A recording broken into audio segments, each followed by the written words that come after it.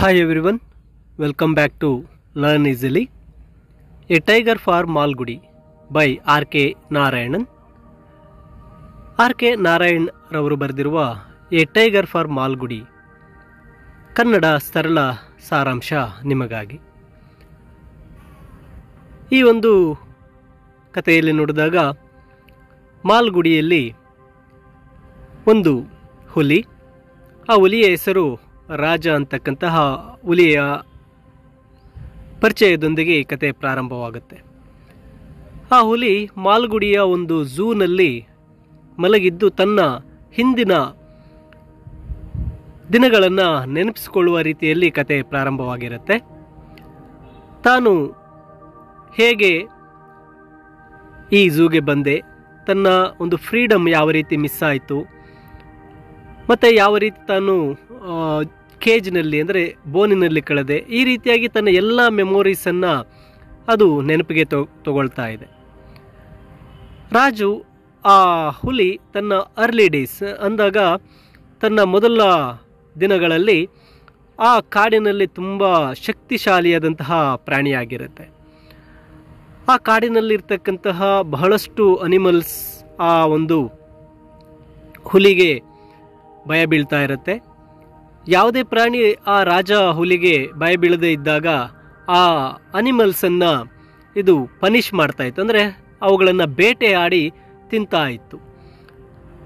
ಆ ಕಾಡಿನ ಎಲ್ಲ ಪ್ರಾಣಿಗಳು, ಆ ಲೆಪರ್ಡ್ಸ್ ಆಗಿರಬಹುದು, ಚಿರತೆಗಳಾಗಿರಬಹುದು, ಎಲ್ಲವೂ ಸಹ ಈ ರಾಜ ಹುಲಿಯ ಅಣತೆಯಂತೆ ನಡೀತಾ ಇದ್ದವು.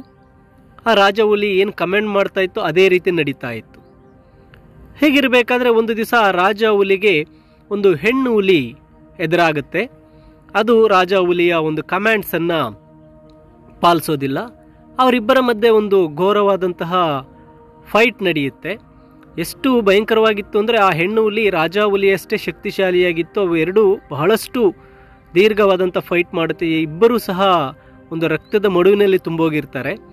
ಅವರ ಒಂದು ಫೈಟಿಂಗ್ ಅಲ್ಲೇ ಪಕ್ಕದಲ್ಲಿ ಹೋಗ್ತಕ್ಕಂಥ ಒಂದು ಜಾಕಲ್, ನರಿ ಅಂತ ತೋಳ ಅಂತ ಏನು ಕರಿತೀವಿ, ಆ ಒಂದು ತೋಳದ ಸೌಂಡ್ಗಳಿಂದ ಅವರ ಒಂದು ಕದನ ನಿಲ್ಲುತ್ತೆ. ಆ ರಾಜ ಹುಲಿ ಆ ಹೆಣ್ಣಿನ ಹುಲಿಯ ಜೊತೆ ಫ್ರೆಂಡ್ ಆಗುತ್ತೆ. ಆ್ಯಂಡ್ ಅವರಿಬ್ಬರು ಸಹ ಒಂದು ಫ್ಯಾಮಿಲಿ ಆಗ್ತಾರೆ. ಅವರಿಗೆ 3 ಮರಿ ಹುಲಿಗಳು ಸಹ ಹುಟ್ಟುತ್ತೆ. ಹೀಗಿರಬೇಕಾದ್ರೆ ಒಂದು ದಿವಸ ಆ ರಾಜ ಹುಲಿಯ ಸಹಪಾಠಿ ಅಥವಾ ಅದರ ಒಂದು ಹೆಣ್ಣು ಹುಲಿ ಬೇಟೆಗಾಗಿ ಹೋಗುತ್ತೆ. ಆ ತಾಯಿಯ ಜೊತೆಗೆ ಆ ರಾಜ ಹುಲಿಯ ಮಕ್ಕಳು, ಕಬ್ಸ್, ಮರಿ ಹುಲಿಗಳಾಗಿರ್ತಕ್ಕಂಥ 3 ಮರಿಗಳು ಸಹ ತಾಯಿಯ ಜೊತೆ ಬೇಟೆ ಹೋಗಿರುತ್ತೆ. ಆದರೆ ಅವು ಯಾವುವು ಸಹ ಹಿಂತಿರುಗಿ ಬರೋದಿಲ್ಲ. ರಾಜ ಏನಾಯಿತು ಅಂತೇಳಿ ಹುಡುಕಿ ಹೋದಾಗ ಆ ಹೆಣ್ಣು ಹುಲಿ ಮತ್ತು ಅದರ ಮರಿಗಳು, 3 ಮರಿಗಳು ಬೇಟೆಗಾರರಿಗೆ ಬಲಿಯಾಗಿರ್ತವೆ. ಈ ಬೇಟೆಗಾರರನ್ನು ಹಿಂಬಾಲಿಸಿ ಹೋದಂತಹ ರಾಜ ಆ ಬೇಟೆಗಾರರ ಹಳ್ಳಿಗೆ ನುಗ್ಗುತ್ತೆ. ಆ ಹಳ್ಳಿಯಲ್ಲಿ ಇರ್ತಕ್ಕಂತಹ ಕುರಿಗಳನ್ನೆಲ್ಲ ತಿನ್ನೋಕ್ಕೆ ಶುರು ಮಾಡುತ್ತೆ. ನಂತರ ಹಳ್ಳಿಯ ಜನರ ಒಂದು ಹಸುಗಳು ಕುರಿಗಳ ಮೇಲೆ ಅಟ್ಯಾಕ್ ಮಾಡ್ತಕ್ಕಂಥದ್ದು ಹೆಚ್ಚು ಮಾಡ್ತಾ ಹೋಗ್ತಾ ಇರುತ್ತೆ. ಇದರಿಂದ ಹಳ್ಳಿ ಜನ ತುಂಬ ಭಯಭೀತರಾಗ್ತಾರೆ. ಆ ನಂತರ ಆ ವಿಷಯ ಅಲ್ಲೇ ಸರ್ಕಸ್ನಲ್ಲಿರ್ತಕ್ಕಂಥ ಒಬ್ಬ ಕ್ಯಾಪ್ಟನ್ಗೆ ಗೊತ್ತಾಗುತ್ತೆ. ಆ ಕ್ಯಾಪ್ಟನ್ ಏನು ಮಾಡ್ತಾನೆ, ಆ ಹುಲಿಯ ಒಂದು ಹಿಡಿಯಲು ಬೋನನ್ನು ಸೆಟ್ ಮಾಡ್ತಾನೆ. ಆ ರಾಜ ಹುಲಿ ಆ ಕ್ಯಾಪ್ಟನ್ನ ಒಂದು ಕಬ್ಬಿಣದ ಬೋಲಿಗೆ ಸಿಕ್ಕಿ ಬೀಳ್ತಾನೆ. ನಂತರ ಕ್ಯಾಪ್ಟನ್ ರಾಜ ಹುಲಿಯನ್ನು ಸರ್ಕಸ್ಗೆ ಕರ್ಕೊಂಡು ಹೋಗ್ತಾನೆ. ಆ ಕ್ಯಾಪ್ಟನ್ನ ಮಡದಿ ಹೆಸರು ರೀಟಾ. ಆ ಇಬ್ಬರು ಸೇರಿ ಆ ಒಂದು ರಾಜ ಹುಲಿಗೆ ಸರ್ಕಸ್ನಲ್ಲಿ ಮಾಡ್ತಕ್ಕಂತಹ ಹಲವಾರು ಟ್ರಿಕ್ಸ್, ಹಲವಾರು ಸ್ಟಂಟ್ಸ್ಗಳನ್ನು ಟ್ರೈನ್ ಮಾಡ್ತಾರೆ. ರಾಜ ಹುಲಿ ಅವೆಲ್ಲವನ್ನ ಕಲಿತಾ ಹೋಗ್ತಾ ಇರುತ್ತೆ. ಬಹಳಷ್ಟು ಟ್ರಿಕ್ಸ್ಗಳನ್ನು ಸರ್ಕಸ್ಸಲ್ಲಿ ಅದು ಪರ್ಫಾರ್ಮ್ ಮಾಡ್ತಾ ಇರುತ್ತೆ. ಅದು ಜಂಪಿಂಗ್ ಆಗಿರ್ಬೋದು, ಅಥವಾ ಫ್ಲೇಮ್ ಜಂಪಿಂಗ್, ಬೆಂಕಿಯಲ್ಲಿ ಜಂಪ್ ಮಾಡ್ತಕ್ಕಂಥದ್ದು, ಈ ರೀತಿಯಾಗಿ ಹಲವಾರು ಟ್ರಿಕ್ಸನ್ನು ಆ ಕ್ಯಾಪ್ಟನ್ ರಾಜ ಹುಲಿಯ ಕೈಯಲ್ಲಿ ಮಾಡಿಸ್ತಾನೆ. ಈ ರಾಜ ಹುಲಿಯ ಕೈಯಲ್ಲಿ ಕೊನೆಯದಾಗಿ ಒಂದು ಟ್ರಿಕ್ ಮಾಡಿಸ್ತಾರೆ. ಏನಪ್ಪ ಅಂದರೆ, ಆ ರಾಜ ಹುಲಿ ಒಂದು ಆಡು ಅಂದರೆ ಒಂದು ಮೇಕೆಯ ಜೊತೆ ಹಾಲನ್ನು ಕುಡಿತಕ್ಕಂಥದ್ದು, ಅಂದರೆ ಮೇಕೆಯನ್ನು ಕೊಲ್ಲದೆ ಫ್ರೆಂಡ್ಸ್ ಥರ ಇಬ್ಬರು ಸಹ ಹಾಲನ್ನು ಹಂಚಿಕೊಂಡು ಕೊಲ್ತಕ್ಕಂತಹ ಒಂದು ಇರ್ತಕ್ಕಂತಹ ಒಂದು ಪರ್ಫಾರ್ಮೆನ್ಸನ್ನು ಮಾಡ್ತಾರೆ. ಇದೇ ರೀತಿ ಆ ಜೂಬ್ಲಿ ಪರ್ಫಾರ್ಮೆನ್ಸಲ್ಲಿ ರಾಜ ಹುಲಿ ಹಾಡಿನೊಂದಿಗೆ ಆ ಒಂದು ಮೇಕೆಯೊಂದಿಗೆ ಹಾಲನ್ನು ಕುಡಿತಾ ಬಹಳಷ್ಟು ಪರ್ಫಾರ್ಮೆನ್ಸ್ ಕೊಡುತ್ತೆ. ಆದರೆ ಒಂದು ಬಾರಿ ಆ ಸರ್ಕಸ್ನಲ್ಲಿ ಏನಾಗುತ್ತೆ, ರಾಜ ಹುಲಿ ಆ ಮೇಕೆಯನ್ನು ಅಟ್ಯಾಕ್ ಮಾಡಿ ಕೊಂದಾಕುತ್ತೆ ಆ ಜನರ ಮುಂದೆ. ಇದರಿಂದ ಕೋಪಗೊಂಡಂತಹ ಕ್ಯಾಪ್ಟನ್ ಆ ರಾಜ ಹುಲಿಗೆ ಬಹಳಷ್ಟು ಪನಿಷ್ಮೆಂಟ್ ಕೊಡ್ತಾನೆ ಮತ್ತು ಆ ಹುಲಿಯನ್ನು ಸರ್ಕಸ್ನಿಂದ ತೆಗೆದಾಕ್ತಾನೆ. ಅದಾದ ನಂತರ ಒಬ್ಬ ಫಿಲ್ಮ್ ಡೈರೆಕ್ಟರ್, ಮದನ್ ಅಂತಕ್ಕಂಥ ಫಿಲ್ಮ್ ಡೈರೆಕ್ಟರ್ ಆ ಕ್ಯಾಪ್ಟನನ್ನು ಭೇಟಿ ಮಾಡಿ ರಾಜ ಹುಲಿಯನ್ನು ಫಿಲಿಮ್ನಲ್ಲಿ ನಟಿಸಲು ಕೇಳ್ತಾನೆ. ಆ ರಾಜ ಹುಲಿ ಜೊತೆಗೆ ಫಿಲಿಮ್ನಲ್ಲಿ ನಟಿಸಬೇಕಾಗಿರ್ತಕ್ಕಂತಹ ಒಬ್ಬ ವ್ಯಕ್ತಿ ಜಗ್ಗು ಅಂತ ಹೇಳಿ, ರಾಜ ಹುಲಿ ಮತ್ತು ಆ ಜಗ್ಗು ಇಬ್ಬರ ನಡುವೆ ಒಂದು ಫೈಟಿಂಗ್ ಸೀನನ್ನು ಮಾಡಬೇಕು ಅಂಥೇಳಿ ಇಬ್ಬರು ಒಂದು ಡೈರೆಕ್ಷನ್ಗೆ ಕೇಳಿರ್ತಾರೆ. ಹಾಗೆ ಮದನ್ ಏನು ಮಾಡ್ತಾರೆ, ಆ ಒಂದು ಫಿಲಿಮ್ ಶೂಟಿಂಗನ್ನು ಮುಂದೆ ಮುಂದೆ ಮುಂದೆ ತಳ್ತಾ ಹೋಗಿ ಕೊನೆಗೆ ಆ ಒಂದು ಫಿಲಿಮ್ ಶೂಟಿಂಗ್ ತಯಾರಾಗುತ್ತೆ. ಆ ಶೂಟಿಂಗ್ನಲ್ಲಿ ರಾಜ ಏನು ಮಾಡ್ತಾರೆ, ಆ ಕ್ಯಾಪ್ಟನ್ ತನ್ನ ಕೈಯಲ್ಲಿರ್ತಕ್ಕಂತಹ ಆ ಹುಲಿಯನ್ನು ಕಂಟ್ರೋಲ್ ಮಾಡ್ತಕ್ಕಂಥ ರ್ಯಾಡಿಂದ ಆ ರಾಜ ಹುಲಿಯನ್ನು ಬಹಳಷ್ಟು ಕಂಟ್ರೋಲ್ ಮಾಡ್ತಾ ಇರ್ತಾನೆ. ಇದರಿಂದ ತುಂಬ ಕೋಪಗೊಂಡಂತಹ ಆ ಒಂದು ರಾಜ ಹುಲಿ ಆತನ ಕೈಯಿಂದ ಅದನ್ನು ಕಸಿದುಕೊಂಡು ಅಲ್ಲಿಂದ ಓಡೋಗುತ್ತೆ. ಆ ಕ್ಯಾಪ್ಟನನ್ನು ಕೊಂದು ಆ ರಾಜ ಹುಲಿ ಅಲ್ಲಿಂದ ಓಡೋಗುತ್ತೆ. ಆ ಓಡದಂತಹ ರಾಜ ಹುಲಿ ಅಲ್ಲೇ ಪಕ್ಕದಲ್ಲಿರ್ತಕ್ಕಂಥ ಮಾಲ್ಗುಡಿಗೆ ಬರುತ್ತೆ. ಆ ಮಾಲ್ಗುಡಿಯಲ್ಲಿ ಬೀದಿಗಳಲ್ಲಿ ಓಡಾಡೋಕ್ಕೆ ಶುರು ಮಾಡುತ್ತೆ. ಆದರೆ ಆ ರಾಜ ಹುಲಿಗೆ ಹಿಂಸೆಯಲ್ಲಿ ಇಂಟ್ರೆಸ್ಟ್ ಹೋಗಿರುತ್ತೆ. ಅಂದರೆ ಯಾರ ಮೇಲೂ ಅಟ್ಯಾಕ್ ಮಾಡೋದಿಲ್ಲ. ಅದು ತುಂಬ ಸಾಧುವಾಗಿ ಎಲ್ಲ ಬೀದಿಗಳಲ್ಲಿ ಓಡಾಡೋಕ್ಕೆ ಶುರು ಮಾಡುತ್ತೆ. ಮತ್ತು ಅದು ತನ್ನ ಫ್ರೀಡಮ್, ತನ್ನ ಸ್ವತಂತ್ರವನ್ನು ಎಂಜಾಯ್ ಮಾಡ್ತಾ ಆ ನಗರದ ಬೀದಿಗಳಲ್ಲಿ, ರೆಸ್ಟೋರೆಂಟ್ಗಳ ಮುಂದೆ ಎಲ್ಲ ಕಡೆ ಓಡಾಡೋಕ್ಕೆ ಶುರು ಮಾಡುತ್ತೆ. ಕೊನೆಗೆ ಅದು ಒಂದು ಸ್ಕೂಲ್ನಲ್ಲಿ ಬಂದು ಸೇರುತ್ತೆ. ಆ ಸ್ಕೂಲ್ನ ಹೆಡ್ ಮಾಸ್ಟರ್ ಆಫೀಸ್ ರೂಮ್ಗೆ ಬಂದು ಮಲಗಿಬಿಡುತ್ತೆ. ಹೆಡ್ ಮಾಸ್ಟರ್ ಅಲ್ಲೇ ಇರ್ತಕ್ಕಂಥ ಒಂದು ಡೆಸ್ಕ್ ಮೇಲೆ ನಿಂತು ತುಂಬ ಭಯಭೀತರಾಗಿರ್ತಾರೆ. ಅಲ್ಲಿ ಜನರೆಲ್ಲರೂ ಸಹ ಸೇರಿರ್ತಾರೆ. ಆ ಹೆಡ್ ಮಾಸ್ಟರ್ ಸಹಾಯಕ್ಕಾಗಿ ಕೂಗಾಡ್ತಾ ಇರ್ತಾನೆ. ಅಲ್ಲೇ ಮಲಗಿರುತ್ತೆ ಆ ರಾಜ ಹುಲಿ, ಆದರೆ ಹೆಡ್ ಮಾಸ್ಟರನ್ನು ಅಟ್ಯಾಕ್ ಮಾಡಿರೋದಿಲ್ಲ. ಆ ಸಮಯಕ್ಕೆ ಒಬ್ಬ ಹಂಟರ್, ಅಲ್ಫಾನ್ಸ್ ಅಂತಕ್ಕಂತಹ ಹಂಟರ್ ಬರ್ತಾನೆ. ಒಂದು ಗನ್ನನ್ನು ಹಿಡಿದು ಆ ಸ್ಕೂಲಿಗೆ ಬಂದು ಹೇಗಾದರೂ ಮಾಡಿ ಆ ಹೆಡ್ ಮಾಸ್ಟರನ್ನು ರಾಜ ಹುಲಿ ಕಡೆಯಿಂದ ಏನಾದರೂ ಮಾಡಿ ಕಾಪಾಡಬೇಕು ಅಂತ ಬರ್ತಾನೆ.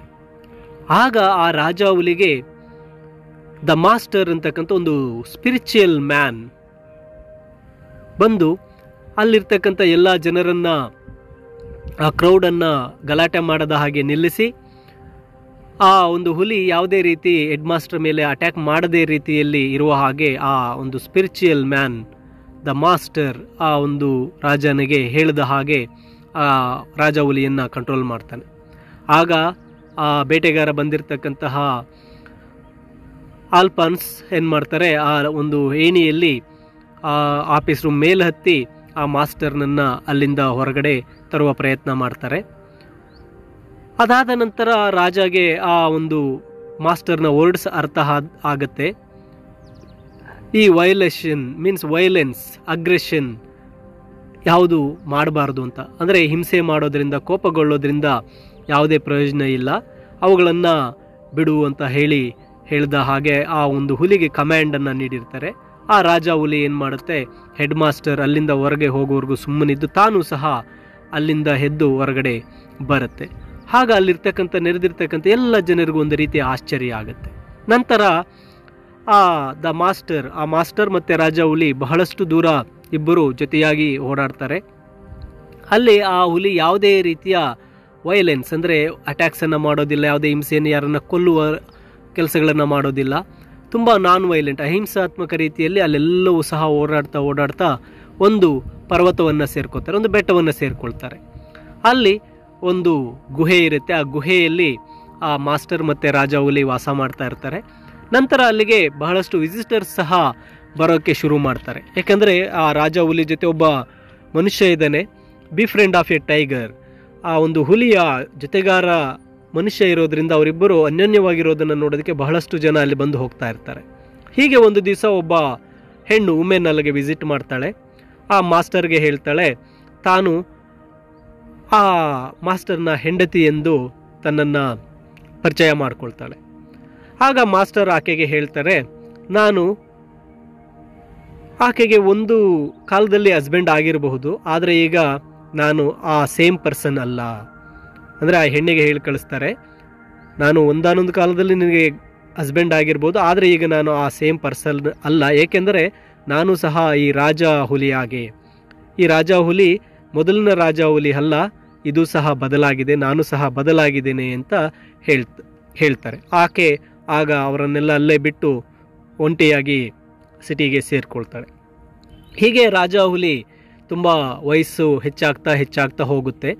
ಆ ರಾಜ ಹುಲಿ ಕೈಯಲ್ಲಿ ಯಾವುದೇ ರೀತಿ ಬೇಟೆಯನ್ನು ಆಡೋದಕ್ಕೆ ಆಗೋದಿಲ್ಲ. ಆಗ ಆ ಮಾಸ್ಟರ್ ಏನು ಮಾಡ್ತಾರೆ, ಆ ರಾಜ ಹುಲಿಯ ಒಂದು ಸೇಫ್ಟಿಗೋಸ್ಕರ ಆ ಮಾಲ್ಗುಡಿಯಲ್ಲಿರ್ತಕ್ಕಂಥ ಒಬ್ಬ ಝೂ ಕೀಪರನ್ನು, ಅಂದರೆ ಪ್ರಾಣಿ ಸಂಗ್ರಹಾಲಯ ಅಂತ ಏನು ಕರಿತೀವಿ, ಆ ಒಂದು ಪ್ರಾಣಿ ಮೃಗಾಲಯದಿಂದ ಒಬ್ಬ ಆ ಝೂ ಕೀಪರನ್ನು ಕರೆದು ಆ ಮಾಲ್ಗುಡಿ ಝೂಗೆ ಈ ರಾಜ ಹುಲಿಯನ್ನು ಒಪ್ಪಿಸ್ತಾನೆ. ಅಂದರೆ ಆ ರಾಜ ಹುಲಿ ಮಾಲ್ಗುಡಿ ಝೂನಲ್ಲಿದ್ದಾಗ ಅಲ್ಲಿ ಬರ್ತಕ್ಕಂತಹ ಮಕ್ಕಳನ್ನೆಲ್ಲರನ್ನು ರಂಜಿಸಬಹುದು. ಎಲ್ಲರೂ ಸಹ ಆ ಮಕ್ಕಳೆಲ್ಲರೂ ಆ ರಾಜ ಹುಲಿಯನ್ನು ಪ್ರೀತಿ ಮಾಡ್ತಾರೆ.